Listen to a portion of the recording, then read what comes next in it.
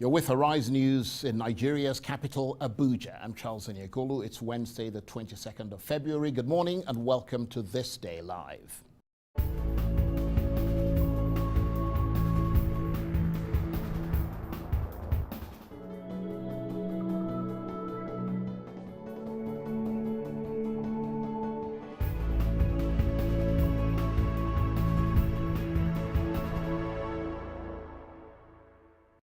Our top stories at this hour. $500 million has been made available by Nigeria's central bank as restrictions are eased on foreign exchange. Plus, on the hunt, Malaysian police seek a North Korean official over the killing of Kim Jong-nam. And Trump condemned. Amnesty International accuses him of putting the world in danger in its annual report. Also on the program, catching the eye of the fashion industry, how one Nigerian designer is making it big.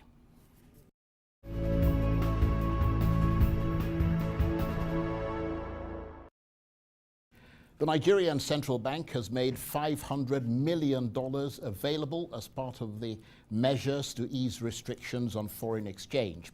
23 banks have accepted the sales but have only been able to take up $370 million from the funds available. A source told Arise's sister newspaper Thisday that banks could not take up the full offer because of lack of Naira liquidity. Well, this release of money follows on from the $80 million sold by the CBN yesterday to help bank customers pay for school fees, medical bills and travel. Well, I'm joined now by Emmanuel Ukeje, the central bank's director of financial markets and also special advisor to the governor. Thank you very much indeed for coming in to talk to us about this. I mean, isn't really this dollar sale just another step towards devaluation? No, thank you very much for having me on your program. No, really, because if there's anything the dollar sale is supposed to achieve is to strengthen the Naira. And basically that was what we saw. You can see that after the sale of that dollar yesterday, the Naira actually appreciated. And when you talk about appreciation or depreciation, that is determined basically at the interbank market. And the interbank market yesterday closed at the normal rate, which was about 305, because the central bank intervened in that market with a lot of funds. Because not only was it forward that we did yesterday, we also did intervene at the interbank market, and we had about 4 or 5 banks bidding and buying market funds from the central bank, which closed the market at about 305. I'm not quite sure I understand the thrust of your argument, yes, because essentially you're providing the dollar amount at exchange rates that are up to 15% weaker than the official rate. No, the exchange rate, when we provide the exchange rate, mind you, there's a difference between the spot rate and the forward rate.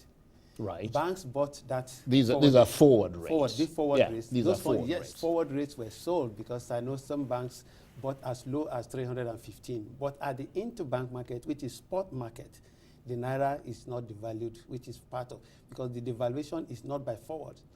It is done through the interbank spot market rate, and spot market rate traded at the same rate yesterday because of the intervention. Yeah, but the bids from the commercial banks ranged from 315 to 360 Naira per dollar. Yes. That's up to 15% weaker than the official rate of 305 Naira to the dollar. That's exactly what I'm explaining, that if you buy of this spot at 305, you are not likely to sell that same spot at the forward rate in next 6 months, 2 months, because this forward rate is for 60 and 30 days. So naturally, the forward rate is always spot rate plus a percentage, and that is what the banks will have put in to bid. And mind you, because of the competition for the fund, which eventually all of them did not take up, eventually we put in 500, we were only able to take up 300 and something million, which shows that they don't even have the fund. Yeah, they said they haven't got the liquidity. Ab initio, they were afraid that they may not be able to get, and that was why they bidded that high. You can imagine the difference. Somebody bidded 360 and somebody is bidding 315. For well, forward. It's a range, isn't it? It's a range. Yeah. No, it's what you bid, you buy, because it's forward. So those who bought at 360, I'm sure that if central bank were to do another forward today, they won't do that. But what that tells us, Yes. Mr. Ukeje, is that by selling the dollar Yes. at these new forward rates, Yes. you are actually fueling expectations that the central bank will allow the naira to trade at a weaker level in the future? No, I not mean, that's necessarily. the indication that's not- coming not- from you. No, not necessarily. I would rather tell you that it will enable it to trade at a stronger point. Because if I do same forward today, those who bidded those amounts will not do the same today because they will have regretted because the average bidding rate now is quite below. Those who bidded 360, I'm sure their customer will ask them, why did you bid 360 for me if I could get it for 315?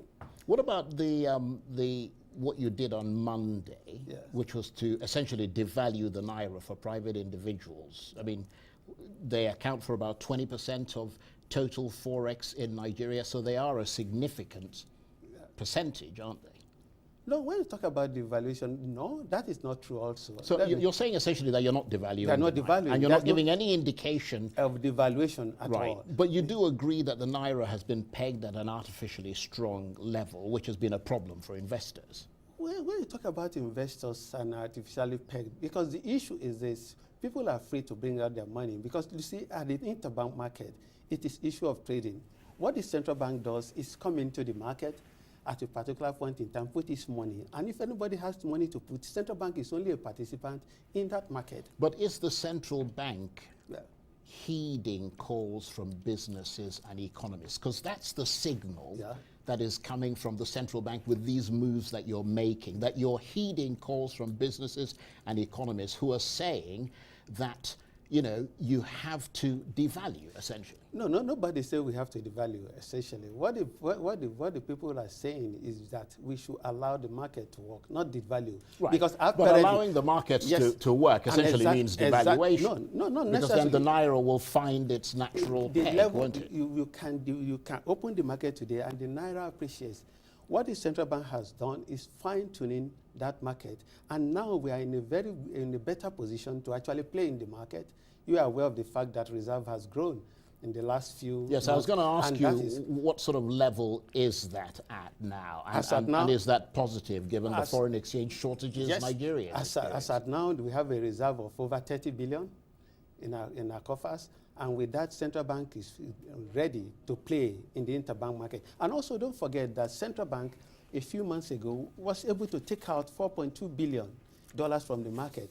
And having taken off that, of course, what is left is residual. And that is why the bank is fine-tuning those policies and coming up with policies now that will enable and begin to see those policies which hitherto people said are too many converging. That is the whole idea of this whole policy. We are gradually moving towards a convergence of policy because we have the firepower to play in that market now. Okay, Mr. Emmanuel Ukeje, the Nigerian Central Bank's Director of Financial Markets and Special Advisor to the Governor. Thank you very much indeed. Thank you, but before I go there... No, we can't take any more, I'm afraid. Thank you, we're out of time. All right. We move on now to an update on the controversy surrounding the killing of North Korean defector Kim Jong-nam. Malaysian police say they're looking for Yon Kwang-song, the second secretary of the North Korean embassy in Kuala Lumpur, in connection with the death. An airline worker is also being sought. Mr. Kim, the half-brother of North Korean leader Kim Jong-un, died last week at Kuala Lumpur airport when he was approached by two women who wiped a toxin on his face. North Korea has denied any involvement in the attack. We are looking for 5 other Korean nationals, North Korean nationals. So we strongly believe 4 of them has left the country, and we strongly believe that they have arrived Pyongyang. We believe they are heavily involved. So that's why I requested the North Korean embassy assistance to trace and hand them over to us. Now, an international rights group is warning that US President Donald Trump is endangering the world with policies that demonize people. Amnesty International's annual report highlighted the poisonous politics of demonization and how it is making the world, quote, more fragmented, more unequal, and more unsafe. The report points towards President Trump, the Philippine and Turkish presidents Rodrigo Duterte and Recep Tayyip Erdogan, as well as Hungarian Prime Minister Viktor Orban, as leaders using us versus them rhetoric. 2016 was pretty awful as a year for human rights. It was marked by a poisonous and divisive manipulation of identity politics by politicians who made cynical use of the us versus them narrative, the counter-human rights narrative of blame, of hate, of fear in order to press the right buttons to win votes from excluded, disenchanted voters. Well, to Ecuador, where it's been confirmed a second ballot is to be held in the race to decide the country's next president. Leftist government candidate Lenin Moreno just failed to reach the 40% of votes needed to secure a victory. He finished on 39.21%. His rival, ex-banker Guillermo Lasso, reached 28.34%, but his supporters were delighted with the outcome.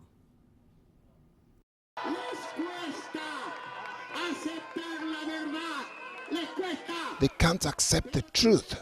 They can't. But they have to look at the Ecuadorian people face to face and tell them, we respect their will. I accept the ballot. Now, South Korea is set to become the first country in the world where average female life expectancy is above 90. South Korea currently has the lowest obesity rates around the world. London's Imperial College teamed up with the World Health Organization to analyze lifespans in 35 industrialized countries. The report predicts people will be living longer everywhere by the year 2030, and the gap between men and women will also start to close. The French Prime Minister has visited the Forbidden City as part of an official 3-day trip to China. Bernard Cazeneuve was invited to the country by Premier Li Keqiang, and he's also set to meet President Xi Jinping. China hopes the visit will have a positive impact on their relationship with the EU. Well, staying in China, strolling down a Shanghai street, you'll see a common sight, women taking selfies on smartphones. But the difference is millions of women in China are digitally beautifying themselves before posting the photo to social media. For Arise News, Matthew Wright has the story. The selfie, a symbol of the smartphone age. But here in China, a great photo is only the beginning. Hu Dongyuan and her friends want to repackage themselves for the online world. And, you've guessed it, there's an app for that. It can help you beautify your skin, cover up your flaws, and emphasize your best features. China has a world-leading 700 million mobile internet users. And every day, millions of Chinese women are editing and sharing photos using apps like these. What you post on social media is just like an advertisement. There is certainly a difference between the advertisement and the actual product. So everyone uses it as a kind of personal advert. And you hope people see a better version of your original appearance. China's homegrown app companies are flourishing. From shopping to health, many apps target young women, a powerful consumer force. I think nowadays Chinese women, especially in first-tier cities, are no longer trying to please other people. It's more about pleasing themselves. One company, valued at $4.6 billion when it listed on the Hong Kong Stock Exchange last year, claims its apps process half of all pictures posted on Chinese social media. I think internet and tech companies in China have become very refined in terms of innovation. For example, the Meitu app firm is very professional, so it has created this demand. In foreign countries, Instagram is maybe only an app with filters, but in China, apps have become extremely professional.